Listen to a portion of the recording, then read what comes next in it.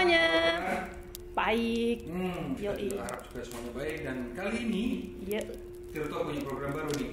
Apa itu? Podcastnya, yaitu kita akan ngobrolin soal kisah-kisah misterius, cerita-cerita serem tentunya yang terjadi di sekitar kita. Horor nih. Dan bersama saya Rifat. Saya Yantina. Di Persahami. Apaan tuh? Perkemahan Selasa Misteri. Ih.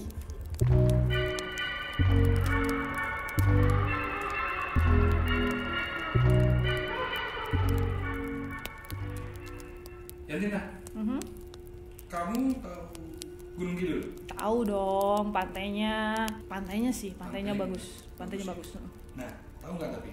Apa tuh? Gunung Kidul itu punya banyak cerita misteri, kisah-kisah misterius yang aneh, mungkin nggak rasional tapi ya benar-benar terjadi. Dipercaya? Iya. Kamu tahu Pulung Gantung nggak? Belum pernah denger sih. Ini baru denger nih. Gunung Kidul itu salah satu daerah dengan angka kematian bunuh diri tertinggi, termasuk tertinggi Di Indonesia. di Indonesia. Katanya ada hubungannya dengan Pulung Gantung ini. Nah, serem kan? Iya. Tapi Soalnya aku sering kesana tuh kayak, oh bagus banget Gunung Kidul. ya, tapi di situ juga nyimpan Ada mistis-mistisnya ya. mistis dan misterius itu.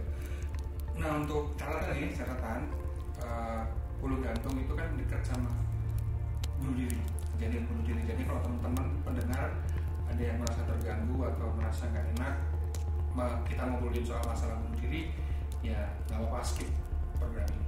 Oke. Kayak gitu. Nah, gini ya, Rina, kita balik lagi masalah Pulung Gantung itu katanya sih, aku juga belum pernah lihat, itu adalah dipercaya kalau itu terlihat, maka esoknya atau paginya atau beberapa hari setelahnya itu pasti ada kasus bunuh diri di situ. Kok horor? Nah, untuk jelasnya, aku udah bawa temen nih. Ih, siapa nih? Ada Dedi. Dedi ini orang Gunung Kidul asli ya. Ya, halo. Halo Mas Dedi. Halo, Dedi. Halo Kak Aslinya Yantina. mana? Saya asli Gunung Kidul, Mas. Gunung Kidulnya mana? Tepus. Tepus itu berarti udah dekat-dekat pantai ini ya? Ya, kurang lebih 17 kilo ke Indrayanti pantainya. Itu aku pernah tuh ke pantai itu tuh, bagus tuh. Pulung Gantung tuh sebenarnya gimana sih? Pulung Gantung sih kalau setahu saya ya, Mas. Pulung Gantung itu bola api yang terbang di udara gitu loh, Mas. Terbang itu maksudnya kayak jatuh apa? Enggak, melayang-layang. Seperti api itu loh, Mas, merah kebiruan gitu. Oh, apinya warnanya merah kebiruan, berarti kayak api-api biasa di kompor gas itu ya? Iya, betul. Segede apa sih bola apinya? Ya seperti bola-bola ya kecil ya, Mbak. Kecil tapi nggak kecil banget. Tahu gayung itu, Mas? Ya, gayung tahu, air, nah tahu. seperti itu. Jadi seperti ada ekornya gitu loh, Mas. Oke. Ekornya itu ekor api gitu, ekor Iya. gitu. Iya. Pernah ada nggak teman atau saudara yang kamu pernah lihat nggak Pulung Gantung? Kalau saya sendiri sih belum, tapi ibu saya, Mas, yang pernah lihat. Gimana ceritanya? Jadi pada sore hari sekitar mau maghrib itu ya, Mas, ibu itu pulang dari kondangan itu kan kalau di Wonosari itu masih jalan kaki, Mas. Ibu itu jalan kaki sama bapak di salah satu bukit kan lewat gunung, Mas. Kalau rumah saya itu jalannya itu lewat gunung. Nah, pas lewat gunung itu kan gelap, Mas, di sana. Penerangan jalan itu masih minim, Mas, di sana. Batas mana ya? Masih minim dan hanya pakai senter itu loh, senter baterai itu loh. Ibu saya itu melihat, Mas, di situ di pohon besar itu Pulung Gantung itu terbang-terbang di situ, Mas. Ya ampun. Gimana kalau kamu nggak kayak gitu ya? Aku fix pingsan sih. Beneran. Tapi emang dia kayak gitu ya? Auranya, Mas, yang membawa itu. Awalnya gimana maksudnya? Maksudnya gini, Mas, kalau orang awam seperti ibu saya kan orang awam, maksudnya masalah misterius itu awam itu, Mas. Oh, iya. Ketika melihat itu auranya membuat ibu saya paginya itu langsung pilek. Kok Jadi gila? kayak kalau orang tua bilang nggak kuat gitu loh, Mas. Kayak kena sawan gitu. Iya, betul. Nggak kena sound, nggak kuat lihatnya gitu loh. Oke. Tapi itu waktu itu bapak juga lihat? Lihat, kata ibu saya sih, ibu setelah lihat itu dia melihat tapi nggak balik lihat lagi. Maksudnya udah tahu kalau itu Pulau Gantung gitu loh. Iya. Jadi cuek aja nggak diperhatiin. Soalnya itu Mas kalau lihat itu maksudnya nggak kuat itu loh Mas. Cuma bilang sama bapak kalau iku di sana ada Pulau Gantung gitu. Jadi lanjutin jalan aja, cuman nggak melihat terus dipandangin itu tuh nggak. Jadi kayak auranya kayak melumpuhkan seseorang itu loh Mas. Apa karena mungkin udah terbiasa, maksudnya udah tahu ada cerita di balik itu bakal ada yang bunuh diri, Iya. dan mungkin udah sering terjadi, jadi mungkin kayak ibu Mas Dedi kayak oh ya ini pasti Iya, di kampung ini gitu, bakalan Mbak. ada yang bunuh diri lagi Iya. gitu ya. Kalau kamu yang dulu gimana yang dengar? Sumpah itu aku kan penakut ya, aku nggak ngebayangin sih kayak kalau misalnya jalan-jalan ke pantai Gunung Kidul gitu atau jalan-jalan ke Gunung Kidul terus pas di jalan terus ngelihat bola api gitu melayang-layang, kayak ngelihat api aja kan udah horor ya, ini bola apinya ngelayang-layang, Kejar kamu gitu. aku pingsan udah baik. Tapi kalau aku tahu ada cerita di balik itu kayak ada orang yang bunuh diri, itu serem sih, soalnya kita nggak tahu gitu loh ini siapa gitu, itu horornya di situ sih. Tapi ada nggak sih tanda spesifik gitu kayak oh kayaknya rumah ini nih atau orang di sini nih yang bakal kena nih gitu, atau nggak ada, kayak dia random aja gitu? Ya biasanya sih kalau yang gantung itu kan mesti dilandasi dengan itu Mbak, sakit menaun atau masalah ekonomi. Ada itu. faktor pendorong. Ada faktor pendorong biasanya Mbak. Yang dengan Pulau Gantung itu sebenarnya apa sih? Dan sejarahnya gimana sih, ada ceritanya? Itu gimana ceritanya tuh? Nah ini menurut Pak Darmaning Tias nih pernah nulis buku tentang itu Pulau Gantung dan bunuh diri. Aku lupa judul bukunya apa, nanti bisa dikulik. Itu Pulau Gantung ini ternyata dekat kaitannya dengan Jenglot. Kamu tahu Jenglot? Tahu sih, kayak di film-film itu bukan sih yang kecil-kecil itu? Yes, yang kayak boneka kecil itu tapi punya kuku panjang. Panjang. Yang biasa di film-film horor itu bukan sih? Nah hubungannya ini sama sejarah tentang kerajaan Majapahit. Kerajaan Majapahit itu dulu punya raja namanya Brawijaya V. Brawijaya V ini hidup pada saat akhir-akhir masa kerajaan Majapahit lah. Itu dia terdesak oleh kerajaan Demak. Itu langsung dia mengasingkan diri atau melarikan diri ke daerah Gunung Kidul. Oh gitu. Nah di Gunung Kidul itu kabarnya dia tuh muksa tuh kayak lenyap gitu, meninggalkan dunia ini, tapi juga nggak ada, kalau mati Ada mayatnya. Kalau ini nggak ada sama sekali. Kalau ini nggak ada sama menghilang gitu aja, bersama sukmanya, bersama raganya sekalian, muksa namanya. Yang namanya raja otomatis kan ada pengikutnya. Nah pengikut ini kan kesaktiannya nggak kayak Brawijaya nih, dia berusaha muksa tapi ilmunya belum sampai, ya dia cuma mengecil doang. Nggak bisa menghilang. Nggak bisa menghilang, itu mengecil jadi jenglot itu tadi. Oh, jadi jenglot itu tuh dari itu pengawal pastinya kan? Ya, mungkin, Pengikut-pengikutnya si Brawijaya V. Ini yang mau muksa tapi ilmunya Nggak sampai, jadi, nggak bisa. Menghilang, itu malah mengecil. Ya. Oh Jadi gitu. jenglot. Oh, sejarahnya jenglot dari situ. Nah, Pulau Gantung ini yang ilmunya lebih cetek lagi, yang nggak bisa muksa tapi dia pengen ikut sama junjungannya Raja Brawijaya V itu. Nah itu yang nggak pada punya ilmu itu bunuh diri lah dia. Mereka bunuh diri. Ya nggak tahu satu-satu apa masalah. Semuanya. Itu. Ya pokoknya ada yang bunuh diri itu yang mesti kayak yang orang Jepang itu kalau misalnya majikannya mati dia harus bunuh diri gitu, itu yang juga bunuh diri seperti itu. Nah energi negatif gimana pun juga bunuh diri kan negatif ya. Energi negatif itu ngumpul jadi satu membentuk sebuah Pulau Gantung itu. Membentuk bola api itu. Iya, itu buat bola energi seperti itu, bola api itu.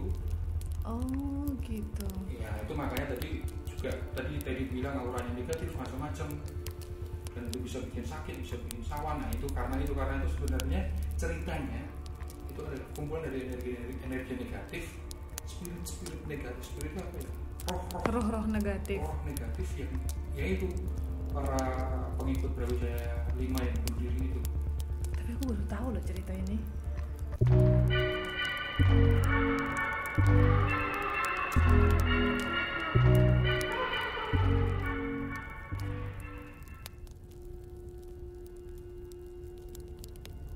setelah ibu Mas Teddy ngelihat pulung gantung itu, Ya.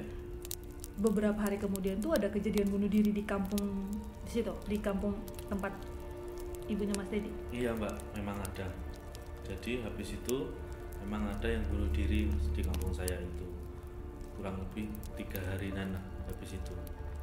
Memang ada. Kayak tadi cerita Mas Teddy itu kan ada faktor-faktor pendorong. Iya. Nah kalau si orang ini ada faktor pendorongnya juga nggak? Ada mbak. Itu faktor pendorongnya sakit menaun dia. Jadi sakit yang sudah lama tidak sembuh-sembuh gitu mas. Iya. Itu Gitu. salah satu jadi faktornya. Di rumah atau di mana biasanya? Di rumah, kalau yang habis ibu lihat itu di emperan rumah Pak, di teras Teras itu, rumah, di ya. samping rumah itu. Kalau pulung gantung itu hanya menandakan, diyakini di sana maksudnya, diyakini di kampung saya itu kalau ada pulung gantung itu pasti beberapa hari lagi akan ada orang menggantung. Tapi gantungnya itu ya nggak bisa ditebak mau di mana gitu maksudnya. Ini ada yang aneh lagi, Mbak, Mas. Apalagi nih, Gini apalagi nih? Orang bunuh diri di khususnya ya di dusun saya itu kadang nggak masuk logika dan jadilah jadi. Apa itu? Apa Ya. itu? Kalau yang jadilah jadi itu gini mbak, kalau seseorang korban itu mau gantung diri dan ada mungkin tetangganya atau saudaranya melihat, nah ini kan gagal. Diilingin, kamu kan biasanya bawa tali ya bawa, kamu mau ngapa mau iki gitu. Tapi kelihatan kalau orang itu mau bunuh diri gantung nggak jadi, ketahuan nggak jadi. Tapi itu mesti bakalan bunuh diri. Jadi kayak ngelimpe, kayak ada waktu. Kayak itu penundaan aja nggak sih? Iya seperti itulah. Pokoknya mesti itu bakalan akan terjadi Tetap gitu. bakal bunuh jadi. diri. Iya bunuh diri. Dan anehnya lagi yang nggak masuk logika tuh gini mas. Jadi tali yang buat gantung atau tempat yang buat gantung itu nggak masuk logika.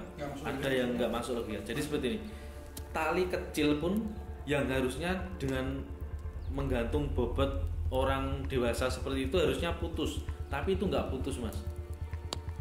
Dan tempat yang buat gantung, misal dahan pohon atau emperan rumah yang harusnya itu patah untuk gantung, itu nggak patah mas. Dan Sekecil apapun. iya itu mbak. Dan anehnya lagi biasanya itu kakinya itu sampai tanah, ada yang sampai tanah, bahkan ada yang sedekung. Itu apa ya mas? Sedekung. Apa tuh? Jadi lutut itu di tanah itu loh mas. Yang harusnya logikanya Nggak mati dong. Nggak mati toh mas harusnya, itu loh mas. Tapi dia mati. Mati mbak. Aduh. Ya, nggak tahu, mungkin kalau misalnya ada pendengar yang ada teman-teman kita yang bisa ngejelasin itu kenapa kok bisa juga Penjelasan ilmiahnya ya, gitu. ilmiahnya itu juga mungkin bisa di komentar gitu. Iya. Tapi juga kalau Tapi- itu juga nggak masuk akal juga, Iya. karena bisa dalam posisi berlutut, Iya. ya itu berarti Karena umumnya kalau orang gantung diri itu ya menggantung. gantung kakinya itu nggak napak. Yes. Kakinya itu Tinggi kan tadi. nggak, kok bisa ya? Tapi kok bisa itu berlutut ya? Mungkin itu yang bikin dia semakin mistis. Misterius, Nah, betul. mistis banget. Jadi kalau di sana itu di tempat saya itu kalau ada orang yang bunuh diri dengan menggantung itu, yang bangunan atau pohon atau apa yang dibuat gantung itu pasti dihancurin mas. Nah, contohnya yang di desa saya tadi itu kan di emperan rumah mas. Itu emperannya dikepras mas, dihilangin. Itu untuk apa? Itu kenapa? Maksudnya alasannya kenapa? Alasannya ya biar tidak menular gitu loh mbak katanya, biar tidak ada lagi gitu katanya, tidak ada lagi yang bunuh diri gantung gitu katanya. Tapi setelah itu masih ada kan yang Tetap masih ada mbak, dan bahkan proses pemakamannya aja beda mas. Beda gimana sih? Jadi kalau di tempat saya itu jika matinya gantung bunuh diri itu langsung dikuburin aja mas. Jadi seperti pakaian, celana itu masih di badan, dan itu nggak dimandiin juga mas. Jadi begitu diturunin langsung dibawa ke makam, dikubur gitu aja. Seberapa sering sih cerita pulung gantung itu di Gunung Kidul kok jadi hal yang kelihatannya itu sangat biasa, kayak ibunya Teddy ini ya, cuma biasa di pulung gantung itu emang sering banget ya? 1 bulan mesti ada mas. Setiap Iya. bulan. Iya, tapi kabupaten loh ini. Iya. Kabupaten Gunung Berarti Kidul. seluruh Gunung Kidul iya, kan? seluruh Gunung Kidul itu 1 bulan mesti ada mas. Berarti setiap bulan di Gunung Kidul ada orang bunuh diri. Oke. Dan diawali dengan pasti hampir selalu ada cerita pulung gantung. Pulung gantung dulu mas. Oke. Jadi gini mas, mbak. Tadi saya bilang kan gini, tempat yang buat gantung itu dihancurin biar tidak nular gitu. Terus di sana itu ada lagi yang diyakini gini mbak, kalau orangnya itu orang menggantung itu langsung dilubangin bawahnya mas, dicari ikut mas, gelu, tahu gelu mas? Gelu itu apa? Gelu itu kalau di pemakaman itu yang dibuat tanah yang dibuat buletan untuk mengganjal jenazah itu mas. Jadi Iya betul. Diyakini kalau orang gantung di sana langsung bawah kaki itu dilubangin, dicari, biasanya ada gelunya itu mas. Berarti di bawah jasad yang menggantung itu digali ya? Iya digali mas. Tapi ada yang nemu juga, ada yang tidak nemu mas. Itu bukan pulung gantung kan? Itu pulung gantung bukan pulung itu. gantungnya itu masuk tanah terus jadi gelu itu bukan? Setahu saya bukan mas, soalnya itu bentuk bulatan tanah itu mas. Horor ya? Kayak dia tiba-tiba ada di dalam tanah gitu? Iya mbak, jadi seperti percaya nggak percaya gitu loh mbak. Jadi soalnya seperti buatan itu loh mbak. Tapi memang ada selalu iya, gitu. Nggak selalu sih mbak, maksudnya nggak selalu gini. Ada yang pernah nemu juga, tapi ada yang nggak nemu juga mas. Itu dipercaya karena kenapa itu harus dicari? Biar tidak nular tadi mas katanya. Selain iya. menghancurin tadi, nggak menghancurkan apa yang juga dia Iya. gantung diri tadi ya. Oke. Tapi itu nularnya itu maksudnya nular ke rumah seisi rumah atau biar nggak nular untuk sekampung-kampungnya? Bukan gitu? mbak, jadi biar tidak nular untuk sekampung masnya. Sekampung. Biar tidak ada lagi korban gantung diri, maksudnya gitu, diyakini seperti itu mbak. Tapi ada nggak dalam satu kampung itu, misalnya bulan ini ada nih yang gantung diri karena pulung gantung, terus kayak mungkin 6 bulan atau 7 bulan ke depan tuh ada lagi nggak sih? Kalau di ada nggak kasus kayak gitu? Di kampung saya tidak ada mbak, tapi di kampung sebelah saya ada mbak. Kejadian berulang gitu? Iya, kejadian berulang ada mbak. Oke. Horor sih. Nah itu terus kalau misalnya ada nggak sih ada ritual tertentu setelah misalnya ada kejadian seperti itu tuh ada nggak sih? Misalnya apa ya? Masih sajen atau apa? Ada mas, bukan ritual sih mas, bukan ritual. Jadi gini loh mas, biasanya pulung gantung itu datang sebelum orang yang korban itu gantung. Nah setelah pemakaman ada pulung gantung itu yang balik lagi, memperlihatkan diri lagi di sana. Di situ diyakini itu biar si pulung gantung itu pergi, itu dikotek itu mas, pakai kentongan dari bambu, itu ya. Iya, jadi biasanya si pulung gantung itu mencok itu apa ya mas? Iya di pohon, biasanya di bambu petung yang tinggi itu mas, biasanya di ujung situ mas, langsung dikotek itu mas biar pergi gitu. Kalau pas yang ngotak itu juga lihat pulung gantungnya? Lihat mas. Berarti Ramai beramai-ramai dong lihat mas ya. Tapi kalau ramai-ramai sih mending menurutku. Kalau sendiri itu loh. Tapi suasananya berbeda mbak. Maksudnya gimana? Maksudnya tuh? gini, kita sekarang ngomong di sini rame-rame berani toh mbak. Tapi saat di lokasi beramai-ramai pun tetap horor juga itu loh mbak, rasa merinding, rasa gitu. Soalnya pas waktu saya masih kecil itu saya dengar kodean itu saya nggak berani keluar mas, jadi auranya sudah terasa merinding gitu loh mas. Ya ampun. Artinya kalau yang nggak terang banyak, jadi ini kan real. Iya, kalau cuma satu orang mungkin Kan ya, iya. delusi seperti itu kan. Kalau bertanya, berarti ada energi ya. Aku hanya nggak bisa bayangin sih, ya ampun. Ternyata di balik tempatnya yang indah itu banyak yang horor. Nah, jadi aku tuh pernah sih dari pantai Gunung Kidul itu malam-malam rame-rame sama teman-teman kan. Itu mungkin waktu itu mungkin nggak ada penerangan di jalan ya. Jadi itu kayak itu kan hutan-hutan semua. Terus pernah loh itu kita kayak nabrak sesuatu gitu di jalan. Terus nggak ada yang berani turun. Itu posisi di hutan-hutan itu. So kayak oke, mari kita jalan terus, nggak usah ngeliat ke belakang, kita melangkah maju ke depan, nggak usah ngeliat apa-apa di belakang. Karena emang bener-bener dia tuh plek gitu. Tapi waktu dilihat ke belakang tuh nggak ada apa-apa gitu.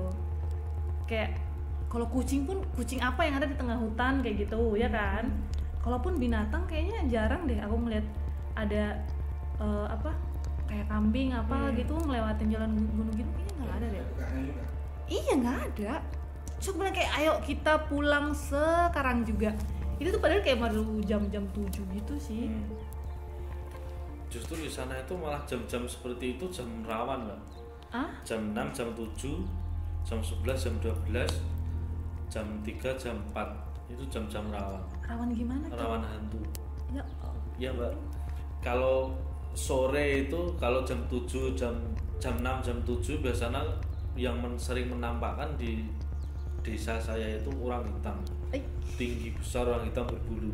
Tinggi berbulu hitam. Itu di pertigaan jalan alas ladang. Kalau di sana kan nggak ada sawah Mas, ladang di sana itu. Kalau malam genderuwo bukan genderuwo Mas. Bukan genderuwo. Jadi cuma sosok tinggi hitam.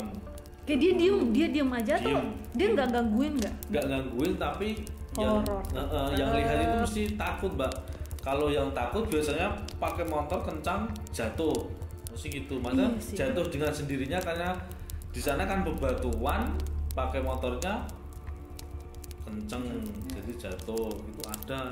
Terus kalau yang malam itu seringnya medon itu apa ya Mbak? Medon itu putih-putih, semakin kita dekat dia semakin tinggi. Ya ampun, itu kayak kuntilanak sih. Bukan kue kuntilanak, kayak pocong tapi semakin kita dekat dengan dia semakin meninggi. Kalau yang pagi, yang jam 3, jam 4 itu malah saudara saya sendiri, bude saya itu dulu kalau mau ke pasar itu jalan kaki Mbak. Tidak ada motor, tidak ada trayekan, jalan kaki. Di salah satu alas di ladang di hutan itu di depannya itu ada putih-putih gitu Mbak. Dia bilang ke anaknya kan berdua, anaknya cewek. Dia berdua jalan ngomong kalau kita punya teman orang mau subuhan gitu. Dia kan bawanya obor belarak, tahu belarak itu daun kelapa kering itu dibakar itu penerangannya hanya pakai itu. Nah, ternyata semakin dekat semakin dia bukan orang mau ke masjid Pak, tapi melainkan pocong Mbak. Ya ampun Tuhan. Serius, ini serius kisah nyata ini. Jadi di situ ada telaga yang ada pohonnya besar-besar. Dia jalannya ke situ. Setelah itu takut Mbak kalau tahu kan itu pocong. Aku lari sih, beneran. Aku bodo amat sama belanja di pasar, bodo amat. Aku lari beneran, sekencang-kencangnya. Gantengannya kesandung kan, sana beli batu. Emangnya jalan gitu, jalan kaya. Aduh, kayak itu udah nggak mikir batu lagi deh. Kalau aku bisa terbang saat itu aku terbang pulang, udah. Tapi apapun itu ya, apa namanya? Ya memang banyak sekali sih. Gunung itu memang masih sepi dan penerangan jalan minim banget Mas. Mungkin di kota kali ya yang udah penerangannya udah lengkap kalau kota, ya. Iya, kalau kota Kota Wonosari udah Mbak. Tepus punya saya itu tepusnya pun saya masih jauh dengan kecamatannya. Saya lebih pelosok lagi Mbak. Gitu.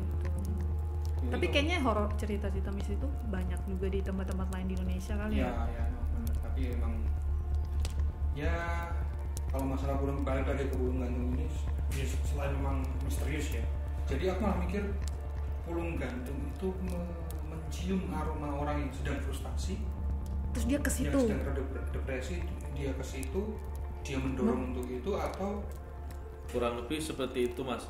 Jadi pulung gantung itu seperti memberi bisikan-bisikan kepada kayak ayo iya gitu. benar, gitu kepada itu si korban. Korbannya. yang pasti yang punya masalah itu dia korban Iya. itu berarti udah punya masalah, dia frustasi, dia depresi, mungkin Betul. dengan keadaan hidupnya sakit menaun, terus perekonomian, utang mungkin ya. Iya.